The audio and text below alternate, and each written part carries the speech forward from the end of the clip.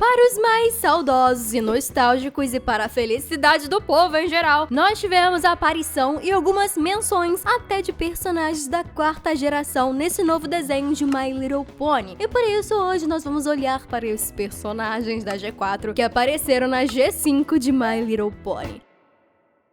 Fala, gente bonita, eu sou a Mia, e seja de um simples cameo até uma aparição real oficial, nós tivemos algumas surpresas nesse novo desenho, e hoje eu fiz questão de trazer todos eles aqui pra gente analisar. Aparentemente, os desenhistas da série estão gostando de esconder alguns easter eggs pelas pinturas durante os episódios, e vamos começar por uma dose dupla. No episódio de Contando a Sua História, Potrinho Enganado, em uma cena de 1 milissegundo temos uma visão de uma galeria de museu, e entre os quadros podemos observar dois rostos, talvez um mais conhecido que o outro, mas podemos ver a Rainbow Dash, quer dizer, uma pintura dela representando o grito. Embora seja uma aparição breve, é uma homenagem interessante à personagem e bem sutil também. E na mesma cena, mais à esquerda, temos também uma personagem um pouco mais obscura, Tree Hugger, a amiga hippie da Fluttershy. E novamente podemos ver pinturas dela no Museu de Maritime Bay, nesse mesmo curta. E na verdade, essas pinturas são mais especiais do que parece, já que são as mesmas pinturas em que ela posou no episódio nas suas marcas da G4, fazendo essa ser uma referência direta com a última geração do desenho. Legal, né? Legal! E continuando nas obras de arte, quem também teve uma breve aparição em uma pintura foi ninguém mais, ninguém menos que Shining Armor, irmão de Twilight Sparkle. Seu cameo acontece na loja de presentes do Museu dos Unicórnios em Bridlewood, onde a Alpha Beetle compra um retrato dele a pedido de Misty. É provável que o retrato tenha sido pintado por Spearhead, o amigo artista de Shining, que fez algumas aparições até mesmo como dono de uma galeria de artes. Ou também seja algo oficial, como alguns membros da realeza fazem aqui na vida real, de tirar foto com roupas de batalha e tudo mais. Seja lá como esse retrato foi feito, foi muito interessante ver ele nesse modelo mais G5. Eu curti bastante o design dele.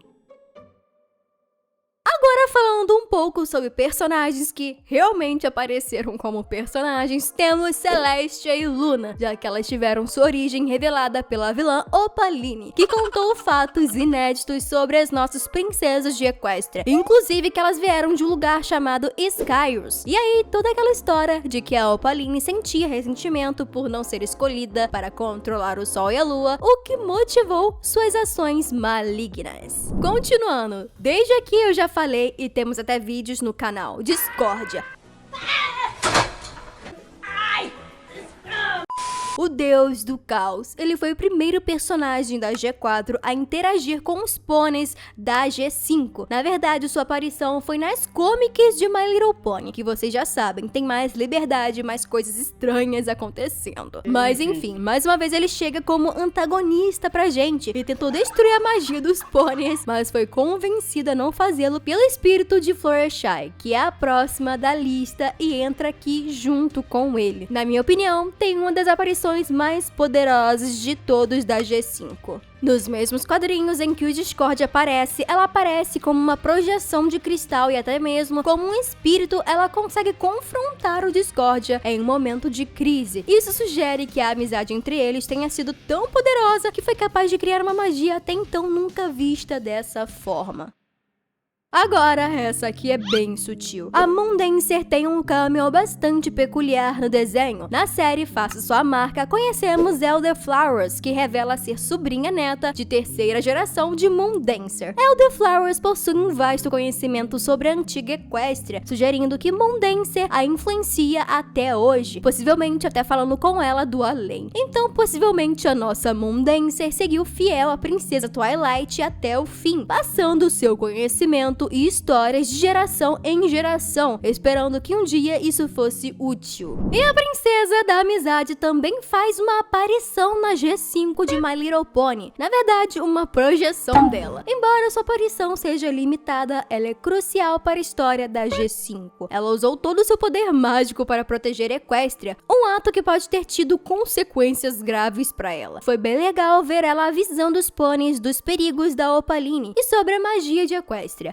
Mas a dúvida que fica ainda é a mesma. Seria essa uma projeção real da Twilight criada com esse propósito? Ou algo como a árvore da harmonia, como vimos na quarta geração? E falando da Twilight também, o último dessa lista tem muito a ver com ela, que é o Spike, que retornou no desenho como um dragão adulto e líder de uma tribo de dragões. Ele e os outros dragões foram enviados para a Ilha das Escamas por Twilight para se esconderem de Opaline. E isso já é um assunto à parte, né? O fato dele estar andando em 4 patas, todas as referências e conhecimentos que ele tem sobre os pôneis de Equestria, simplesmente perfeito. Na verdade, todas as Many Six apareceram juntas e bem no começo do filme, né? Como brinquedinhos da Sunny, lá no quarto dela de potrinha. E vira e mexe, eles ainda aparecem no fundo de episódios com flashbacks e por aí vai. E acho que isso foi realmente o que abriu portas para tantas referências e aparições por aí. É fascinante ver como a nova geração tem prestado homenagens aos personagens que amamos, trazendo detalhes e referências que conectam os fãs antigos e novos. E não seria eu sem uma teoria, né? Teoria não, aposta de quem vão ser os próximos homenageados por aí no desenho. A minha primeira aposta, é claro, é na Candace e na Florrie Hort, já que são as únicas princesas que ainda não deram as caras. Pode ser só um retrato que eu aceito, tá? Tirando elas, eu ainda gostaria de ver alguma citação a Lasterdal, porque a gente ficou meio que sem saber o que realmente aconteceu com ela. E essa curiosidade me deixa maluca. Eu também não iria reclamar de ver um descendente perdido dos Apples, que nós sabemos que são muitos e espalhados por diversos lugares. Então, não seria surpresa nenhuma ver as nossas meninas falando com um Apple em algum episódio por aí.